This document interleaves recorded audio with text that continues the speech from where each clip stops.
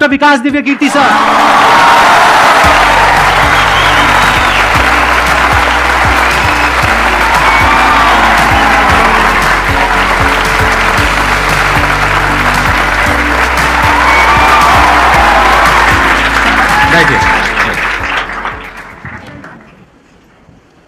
मैं सबसे पहले आपको धन्यवाद देना चाहता हूँ धन्यवाद आपका आने के लिए। Thank you so much. क्योंकि जब से मैंने सीरीज शुरू करी है तब से हमारे कमेंट सेक्शन में कोई भी एक भी ऐसा वीडियो नहीं है जहां पर आपका नाम ना लिखा हो। कई बार मुझे ऐसा लगता है देख करके कमेंट सेक्शन को कि ये मैं अपने चैनल पे आया हूँ या आपके चैनल पे हूँ। मैं सोशल मीडिया पे बहुत कम एक्टिव रहता हूँ तो मुझे आइडिया नहीं था इस बात का, पर मैं थैंकफुल हूँ कि आपने बुलाया, इस लायक समझा कि मैं यहाँ पर आऊँ। सर प्यार बहुत करते हैं बच्चे आपको, मतलब इतना प्यार है जिसकी कोई हद नहीं है। मैं ठीक कह रहा हूँ गलत कह रहा हूँ? यस और नो? सो अब आप लोग जो चाहे जैसे चाहे इनसे क्वेश्चंस पूछ सकते हैं। सर लाइफ में जब भी कोई सिचुएशन आती है कि जिसमें दो रास्ते, एक प्रैक्टिकल और एक इमोशनल, तो बैलेंस आउट कैसे करना है? इमोशनल और प्रैक्टिकल में हमेशा विरोध नहीं होता है, कभी कभी साथ भी चल सकता है। और सिर्फ इमोशनल कुछ नहीं होता, सिर्फ प्रैक्टिकल कुछ नहीं होता, प्रोपोर्शन का डिफरेंस होता है। जब इमोशंस आपके दिमाग पर बहुत हावी हों तो फैसला करने से बचना चाहिए, स्पेशली बड़ा फैसला। छोटा तो ठीक है कि आपके दोस्त ने कहा कि दोस्त नहीं एक फिल्म देखेगा मेरे साथ, आप इमोशनल हो जाके देख ली फिल्म, क्या हो गया, कोई नुकसान नहीं होगा। पर कोई ये कहे कि तो मुझसे प्यार नहीं करते, शादी नहीं कर सकते मुझसे और हमने शादी कर ली, ये ठीक नहीं है। सिर्फ इमोशंस में आके बहुत बड़ा फैसला मत कीजिएगा, चाहे वो करियर का हो, चाहे पार्टनर का हो, चाहे कोई भी फैसला हो। प्रैक्टिकल इतना नहीं हो जाना है कि आप मशीन, रोबोट या पत्थर बन जाएं, क्योंकि आप कितने भी सक्सेसफुल हो, यदि आप इमोशनली सक्सेसफुल नहीं है, इमोशनली स्टेबल नहीं है, इमोशनली वेलबींग के स्टेट में नहीं है, तो आपकी सक्सेस किसी काम की नहीं है, एकदम मीनिंगलेस है। So the success in totality needs emotional happiness, emotional stability as well. इसलिए इमोशंस को खारिज करके जिएंगे तो शायद कुछ अचीवमेंट्स बड़ी हो जाएं, पर वो किसी काम की नहीं है। केवल इमोशंस पे चलेंगे तो हो सकता है कि अचीवमेंट जिंदगी में ज्यादा हो ना पाए। तो बैलेंस की बात, और सबसे अच्छा तरीका है जब बहुत इमोशंस हो, इंटेंसिटी बहुत ज्यादा हो, सिर्फ एक तरीका मैं जो अपनाता हूं, उस क्षण में फैसला नहीं करना है। कुछ भी हो, कोई कितना भी प्रेशराइज करे, सिर्फ इतना बोलिए कि मैं 24 घंटे बाद बताऊंगा आपको, थोड़ा सोचूंगा इस बारे में। और यदि आपने उस मोमेंट से खुद को बाहर निकाल लिया तो फिर आप डिटैच होकर देख पाएंगे, और थोड़ा सा प्रैक्टिकल एलिमेंट भी रहे, इमोशनल एलिमेंट भी रहे, वो फैसले सबसे अच्छे रहेंगे लाइफ के लिए। मैं आपको एग्जांपल से बात समझाता हूँ। ऐसे लोग जो तैयारी कर रहे थे, अफेयर में थे, एक का सिलेक्शन हो गया, अब उसके सामने क्राइसिस ये है, स्पेशली किसी लड़की का हो गया, लड़के का नहीं हुआ। अब हमारी सोसाइटी में ना, लड़की ऊंचे पद पे हो, लड़का ना सफल हुआ हो तो बड़ा मुश्किल है सोसाइटी में, उनको शायद दिक्कत नहीं है। अब वो लड़की प्रैक्टिकल नहीं है कि मैं तुमसे शादी करूं ये कह के अगर हट जाती है और शादी करती है किसी ऐसे व्यक्ति से जो बहुत सफल है। I know many such people personally, मैं नाम नहीं बोल सकता किसी का। मैंने जनरली पाया है कि वो लोग लाइफ में बहुत फ्रस्ट्रेशन में रहे बाद में, क्योंकि सफलता के नाम पर, प्रैक्टिकल होने के नाम पे ऐसे व्यक्ति को चुना जिसके साथ वो रह नहीं सकते ठीक से।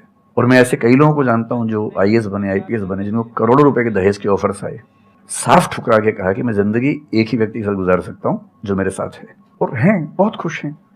अब कोई कह सकता है उनके परिवार में कि इसने प्रैक्टिकल फैसला नहीं किया, इमोशनल फैसला किया, पर अल्टीमेटली किसी चीज की वैल्यू क्या है? आपकी लाइफ बेहतर हो। यूट्यूब पे जिसके 1 लाख भी सब्सक्राइबर्स होते हैं वो मोनेटाइज करता है, 1 लाख क्या जब मिनिमम हो सकता है, खूब पैसा कमाते हैं, ब्रांड प्रमोशन करते हैं, साबुन तेल बेचते हैं बीच बीच में। आपका चैनल तो शायद देश में सबसे बड़ा चैनल है, आप चाहें तो कितना नहीं कमा लेंगे। मुझे कुछ दिन पहले एक एजेंसी के लोग मिले जिन्होंने बताया कि इनकी जैसी ख्याति है उस लेवल पर महीने में कोई 5-10 करोड़ भी कमाना चाहे तो कमा सकता है आराम से इस यूट्यूब चैनल से।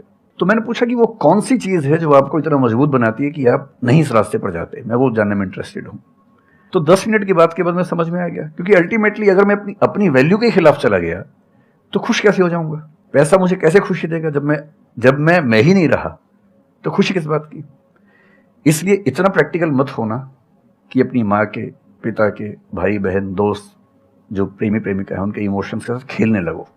इतना प्रैक्टिकल कभी मत होना, इतना इमोशनल मत होना कोई आपको बेवकूफ बना सके, बात बात पर बेवकूफ बनाता रहे। और बैलेंस जिंदगी जो है ना वो मध्य मार्ग में है, जिंदगी एक्सट्रीम पे नहीं है, मध्य में है। तो प्रैक्टिकल और इमोशन का बैलेंस रखिए, लाइफ बढ़िया होगी।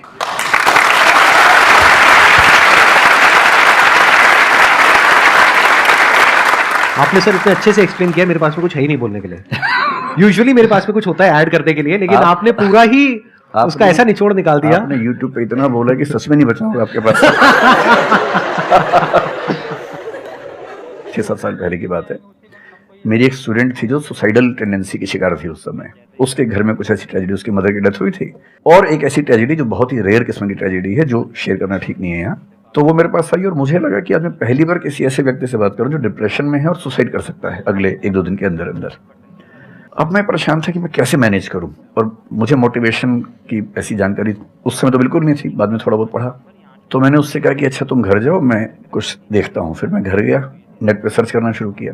करते करते मुझे आपका एक वीडियो मिल गया, अनस्टॉपेबल, शायद कुछ आपने एक वो बनाया था उस समय। तो मैंने वो थोड़ा सा देखा, 10 मिनट का। मुझे लगा कि ये जो है ना, ये इंजेक्शन है किसी मतलब डिप्रेस्ड व्यक्ति को तुरंत मोटिवेट करने के लिए। तो मुझे ध्यान है कि मैंने उसको वीडियो का लिंक भेजा। मैंने कहा देखो, जिंदगी अपने रास्ते पे चलेगी, ठीक हो जाएगी।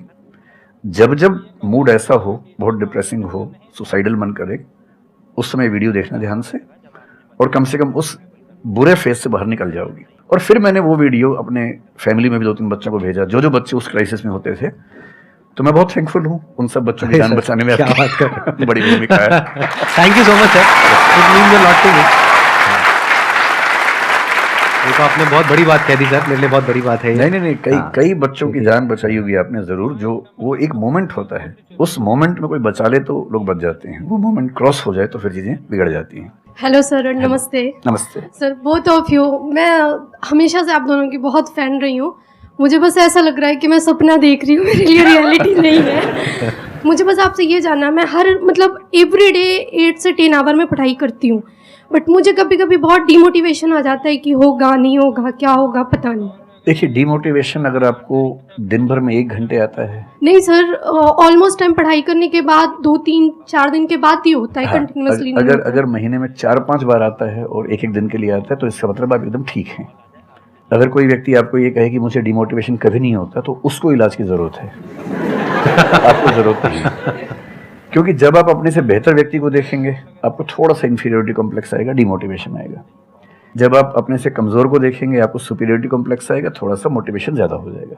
जिस दिन टारगेट पूरा हो जाएगा, मोटिवेशन आ जाएगा। जिस दिन टारगेट पूरा नहीं होगा, डिमोटिवेशन आएगा। जिस दिन टेस्ट में आपके मार्क्स अच्छे आएंगे, आप मोटिवेशन के साथ लौटेंगे। जिस दिन खराब आएंगे, डिमोटिवेशन होगा। लेकिन ध्यान रखिए, जिस दिन आप मोटिवेटेड हैं, उस दिन आप वजह बन गए कईयों के डिमोटिवेशन की।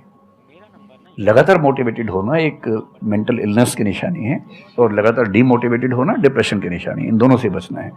तो डीमोटिवेशन की बहुत हाइप है, इतनी हाइप की जरूरत नहीं है। थोड़ा बहुत हो, एंजॉय कीजिए उसको, और जब जब लगे कि जिंदगी बहुत खराब चल रही है, तो मैं जो करता हूँ, अजीब सा लगेगा आपको, मैं कभी कभी शमशान घाट चला जाता हूँ। सर, मैंने ये सुनी है, आपने वीडियोस में भी कहा है। सच में चला जाता हूँ, या ट्रॉमा सेंटर चला जाता हूँ देखने के लिए। ट्रॉमा सेंटर में जाके 1 घंटा बैठ के आ जाइए, मोटिवेशन आ जाएगा। और शमशान घाट में जाके देख लीजिए कि हम जैसे हमसे कम उम्र के लोग वहाँ जल रहे होते हैं, तो लगता है हम जिंदा तो हैं। अगर मैं थोड़ा सा कॉग्निटिव लेवल पर बात करूँ, एक बहुत बड़ा साइकोलॉजिस्ट हुआ, उसका नाम है ब्रेंटानो, कभी सर्च कीजिएगा उसको। ब्रेंटानो ने ह्यूमन कॉन्शियसनेस को स्टडी किया, और उसने ये बताया कि ह्यूमन कॉन्शियसनेस की बेसिक नेचर है कि जो हमारे पास है वो हमें नजर नहीं आता, जो नहीं है वो नजर आता है। तो the consciousness of lacking something is the nature of human consciousness. इसलिए इसी बात को एक शेर में, बहुत प्रसिद्ध शेर में कहा गया है, दुनिया जिसे कहते हैं जादू का खिलौना है, मिल गया सो मिट्टी है, नहीं मिला वो सोना है।